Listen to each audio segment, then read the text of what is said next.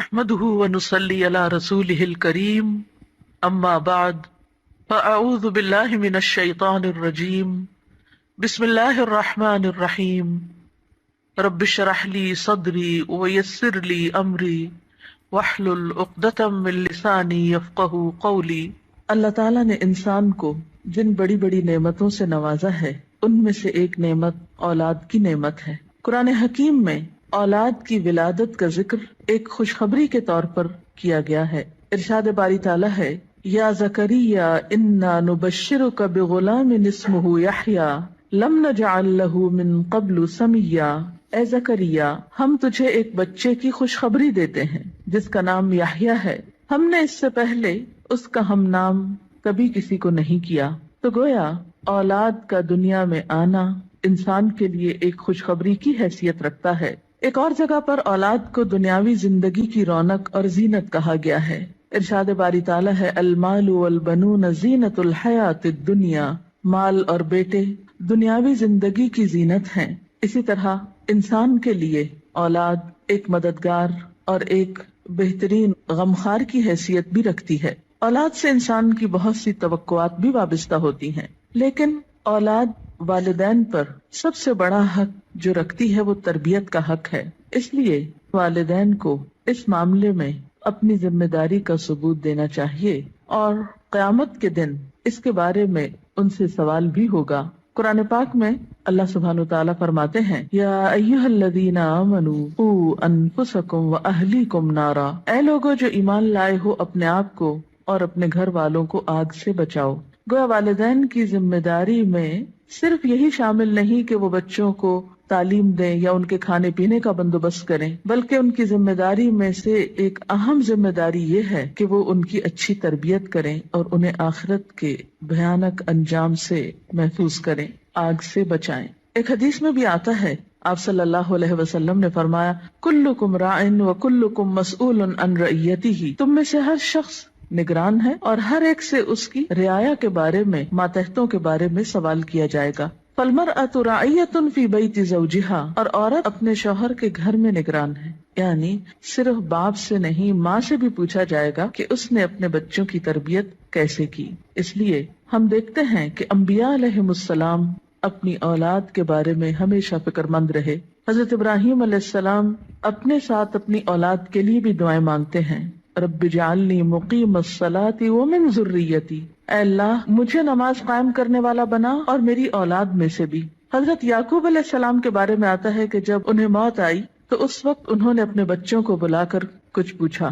قرآن پاک میں آتا ہے، ام کنتم شہداء اذ حضر یعقوب الموت اذ قال لبنیہ ما تعبدون من بعدی۔ کیا تم لوگ اس وقت حاضر تھے جب یعقوب علیہ السلام کے پاس موت حاضر ہوئی تو انہوں نے اپنی اولاد کو کہا کہ میرے بعد تم کس کی عبادت کرو گے؟ انہیں اس بات کا فکر نہیں تھا کہ وہ کھائیں گے کہاں سے یا رہیں گے کہاں پر، انہیں فکر یہ تھا کہ میرے بعد ان کی عبادت اور ان کی دین پر چلنے کی حالت کیسے ہوگی۔ اس لیے والدین کے ذمہ یہ بہت اہم کام ہے کہ وہ اپنے بچوں کی آخرت کی فکر کریں۔ اس لیے بچے کی تربیت کا اہتمام اس کی پیدائش کے ساتھ ہی بلکہ اس سے پہلے ہی شروع کر دینا چاہیے۔ بچہ جب ماں کے پیٹ میں ہوتا ہے تو اس وقت وہ ماں کے خیالات اور ماں کی عادات سے متاثر ہو رہا ہوتا ہے۔ اس موقع پر والدین کو خاص طور پر نیک اولاد کے لیے دعا کرنی چاہیے، جیسا کہ قرآن پاک میں آتا ہے، رب ہب لی من لدنک ذریۃ طیبہ۔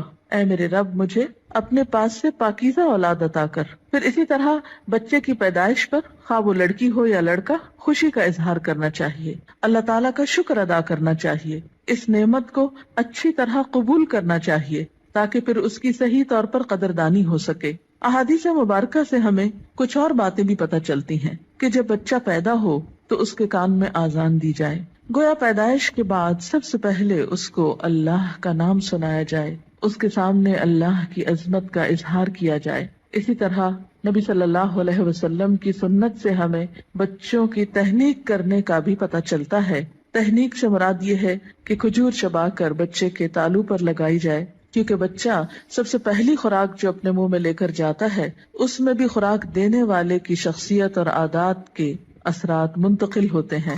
صحیح بخاری میں ابو موسیٰ اشعری روایت کرتے ہیں کہ میرے ہاں ایک بچہ پیدا ہوا میں اس کو لے کر نبی صلی اللہ علیہ وسلم کی خدمت میں حاضر ہوا. آپ نے اس کا نام ابراہیم رکھا، ایک کھجور سے اس کی تہنیک کی اور اس کے لیے برکت کی دعا کی اور اسے میرے حوالے کر دیا. پھر اسی طرح بچے کا نام اچھا رکھنا چاہیے، نام ایسا ہو کہ جس کا مطلب بھی اچھا ہو، تاکہ بچہ جب پکارا جانے پر اپنا نام سنے تو وہ اچھے لفظ کو بار بار سنے. ایسا نام نہیں رکھنا چاہیے کہ جس کا پروننسیشن، تلفظ یا معنی اچھا نہ ہو. اسی طرح نومولود یعنی نئے نوزائیدہ بچے کے بارے میں یہ حکم بھی دیا گیا ہے کہ ان کے ولادت کے 7ویں دن ان کے بال منڈائے جائیں. بعض حکماء نے اس کی یا اطباء نے اس کی حکمت یہ بیان کی ہے کہ سر مڑنے سے سر کے مسامات کھلتے ہیں، نگاہ، سماعت اور سونگنے کی قوت کو فائدہ پہنچتا ہے. اسی طرح سنت میں ہمیں بچوں کا عقیقہ کرنے کے بارے میں بھی تعلیمات ملتی ہیں. عقیقہ کرنے میں ایک حکمت یہ ہے کہ انسان اپنے رشتہ داروں کو، غریبوں کو، ہمسایوں کو اس خوشی میں شریک کرتا ہے. اس موقع پر ان کے لیے گوشت بھجواتا ہے، یعنی عقیقے کے جو بکرے ہیں ان میں سے. پھر اسی طرح بچپن ہی سے بچوں کے ساتھ محبت اور شفقت کے ساتھ پیش آنے کا حکم ہے. بچہ صرف غذا کا ہی محتاج نہیں ہوتا، محبت و شفقت اور کیئر کا محتاج بھی ہوتا ہے. نبی صلی اللہ علیہ وسلم کا ارشاد ہے، جو ہمارے بچوں پہ شفقت نہ کرے اور ہمارے بڑوں کی عزت نہ کرے وہ ہم میں سے نہیں. پھر آپ دیکھیے کہ تربیت میں صرف محبت و شفقت ہی کافی نہیں ہوتی، بلکہ اس کے ساتھ ساتھ بچوں کو ڈسپلن سکھانا بھی بے حد ضروری ہوتا ہے. پھر یہ ہے کہ بچوں کی تربیت کے مختلف پہلو ہیں. ان کی تربیت میں ان کی ایمانی تربیت، اخلاقی تربیت، جسمانی تربیت، عقلی تربیت، نفسیاتی تربیت،